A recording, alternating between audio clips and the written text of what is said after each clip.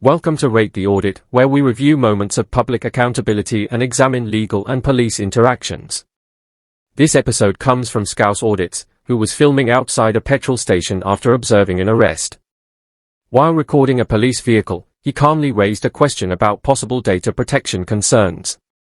Rather than addressing the issue directly, the situation escalated quickly and led to a physical confrontation that ended with his arrest.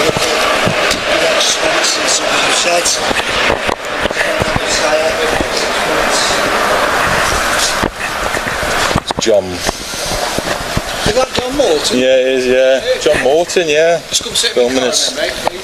You get out of my face, please. Get out of your face, why? What are you going to do? We're currently in the process of speaking to an individual. In the process, you think you find you were sitting in the vehicle, weren't you, mate? So now you're talking. Yeah, I was sitting in the vehicle, yeah. You want to put my address online? Hey, is there no... Don't know your address. Hey, Don't know your address. silly game now. Because now you're raising me. I don't know your address, mate, so... I know your name's John.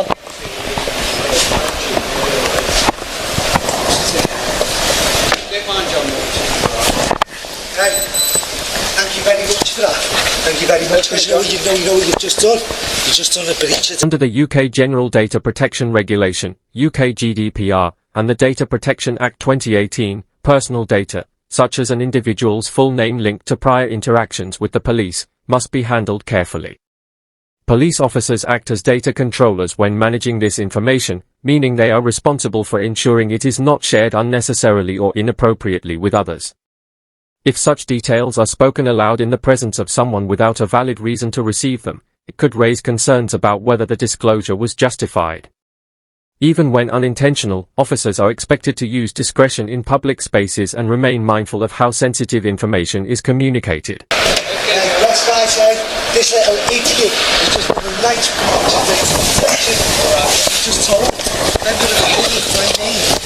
my name to an absolute stranger. No, excuse me. Right. John, can you... Listen, do not put your hands on me. Why, what are you going to do? What are you going to do? Listen, you just put your hands on me. What are you... What are you doing, John? Calm yourself down. No, don't get your hands off me. Listen, you come out and approach me, alright?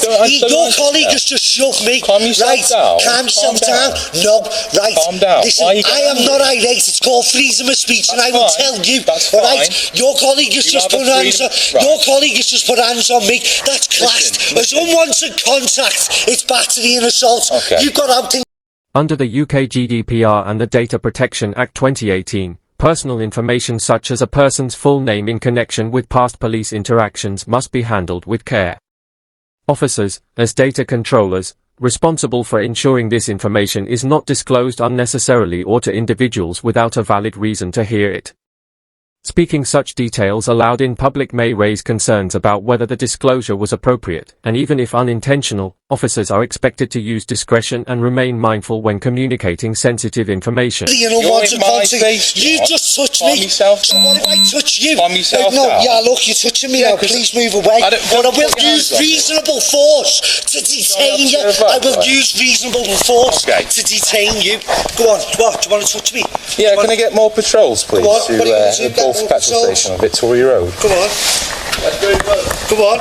Calm yourself down. Calm yourself down. Look. Don't put your hands on me, John. Listen, you put your hands on me. Right, section 33. In my space. Listen, you put your hands on me. It's classed in my as... space. Look, unwanted contact. Please don't touch me. Okay? Thank you very much. It's the Gulf petrol station at Victoria Road. Come on. And I'll take these as well. I'll take these as well.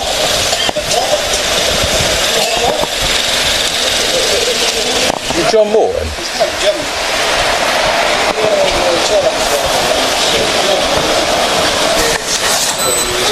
Station. Very hard.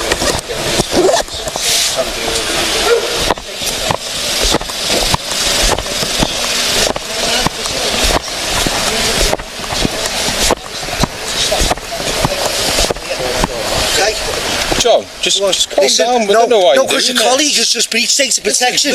You're here on a job, and your colleague has just given my full name to a random member of the public. Because we know... When the auditor raises concerns, he explains that his full name was spoken aloud in front of a member of the public, which could potentially fall under data protection issues.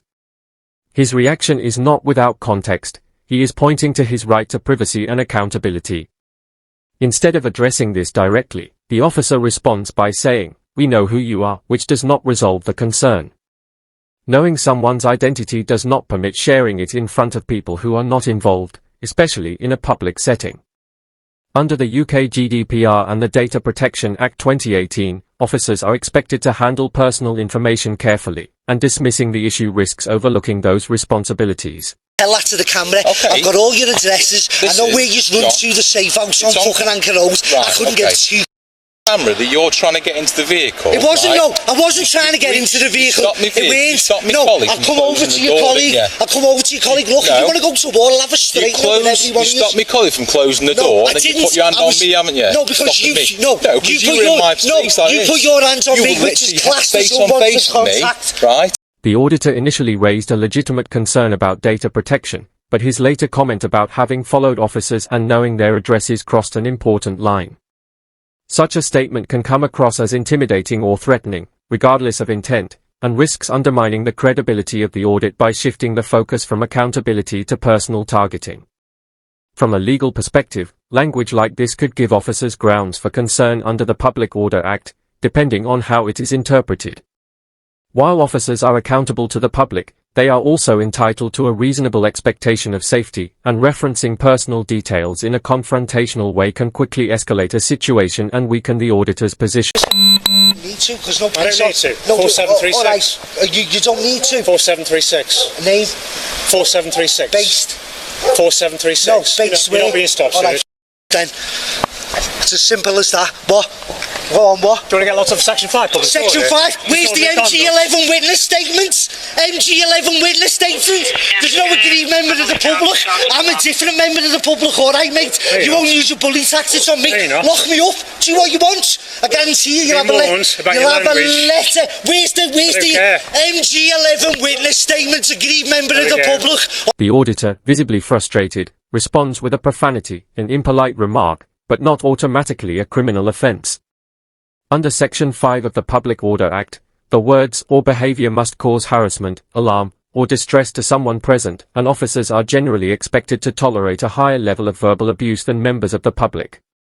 When the officer suggests a possible Section 5 arrest, the auditor counters by asking about the milligram 11 witness statement, a standard form used to record evidence from a witness who claims to have experienced harassment, alarm, or distress.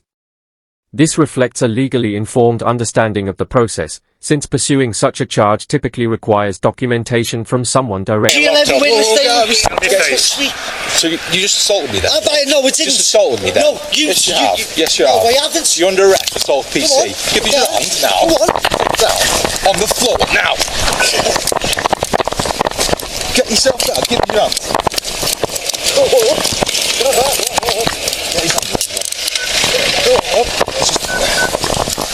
I've got both hands on it. I've got both hands. Come to the front here. Come to the front. Come on, I'll take that, I'll take. Come here.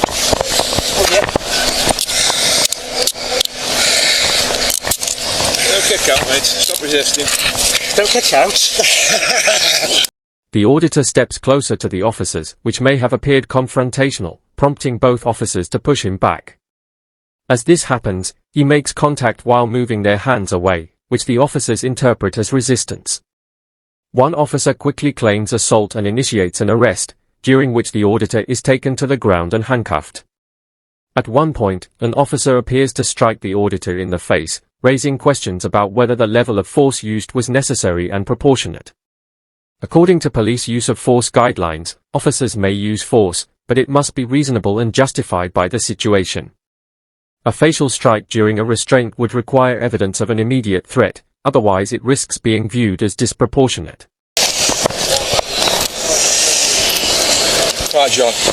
You don't say anything but a may army defence if you do not mention, when questioned, something which you later on in court, anything you do say may be given evidence. Do you understand? Yes. Right, are you going to cooperate now? Yes. Right. Shall we try and stand you up? Yes. Okay, we're going to roll you on your side, okay? Yeah. Keep your head.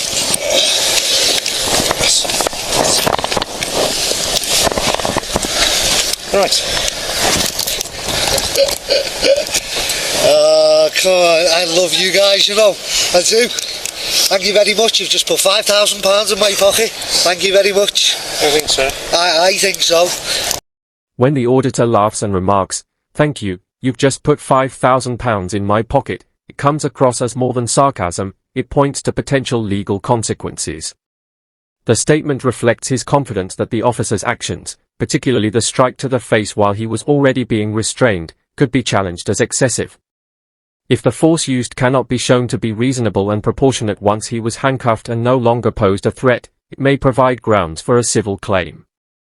His comment demonstrates awareness of this possibility and signals to the officers that their conduct could be subject to legal scrutiny. That I know your policies better than you, and what you don't understand is what unwanted contact is. You don't understand if you put your hands on me, I'm well within my right. Oh, don't you worry, John. It's on camera, mate. So it's on camera. So fine. It's I just didn't put my hands on you. It's just, you know, you touch me. No, It's unwanted contact. Look, it's cool. You're like you're out in court. It's just gone straight to the cloud, mate. It's just gone straight to the cloud. Hold on, let's get the bag out of the way. It's gone straight to the cloud, mate. It's just gone to 2.1 million people. It's fine. I'm not bothered. Thank you. Any other patrols making that Steel Street, you can Look over this side so I can turn. I'm in. I mean, you're not going to get no stress from me, mucker. None. Zero. It's fine. Yeah. So ciggies, lighter, keys, phone. Where's me phone? Who took me phone? Who took me phone? No idea. What do you mean, no idea? You've just took the phone off me. As the video concludes, the officer places the auditor into the police car and shuts the door, a final moment that reflects how the entire encounter unfolded, tense, poorly managed, and ultimately avoidable. What began as a concern about a possible data protection issue escalated into conflict through a mix of aggressive remarks from the auditor and a series of forceful responses from the officers. The situation raised questions about communication, professionalism, and whether the use of force was reasonable and proportionate. While the auditor crossed lines with provocative comments, officers are trained to de-escalate, not intensify, such confrontations. In the end, both sides contributed to an outcome that damaged trust and highlighted the importance of measured responses, clear boundaries, and accountability in policing.